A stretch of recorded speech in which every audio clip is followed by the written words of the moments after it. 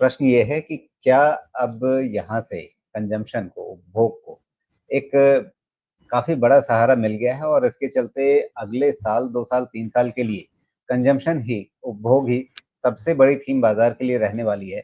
अगर आपको ऐसा लगता है तो इसमें कहाँ पर आप मौके देख रहे हैं? कहाँ पर किन सेगमेंट्स को आपको लगता है कि सबसे ज़्यादा फ़र्क पड़ने वाला है इन सुधारों के चलते? जहाँ पर आपको एक बाज़ार के अंदर नोटिसेबल फ़र्क दिखेगा अर्निंग्स ट्रैजेक्टरी में, जो अर्निंग एस्टीमेट हैं वो पहले के मुकाबले कहाँ पर सबसे ज़्यादा ड्रामेटिक तरीके से बदलने वाले हैं?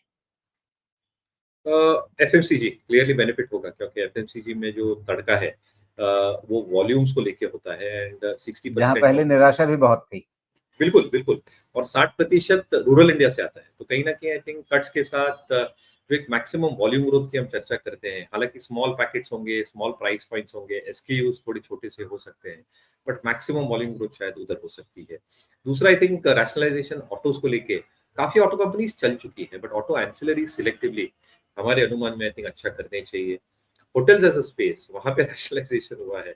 ₹7,500 तक GST rates have got cut down.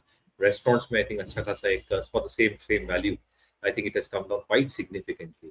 इसलिए hotels as a space should continue doing well. Cement as a space indirect proxy हो जाएगी जीएसटी रैशनलाइज़ेशन को लेके। क्योंकि जैसे इनपुट कॉस्ट में आई थिंक एक अच्छी खासी कटौती दिखेगी। आई थिंक काफ़ी cement companies can benefit with volume growth, capex increase होगा क्वाइट सिग्निफिकेंटली जैसे मैं कह रहा हूँ।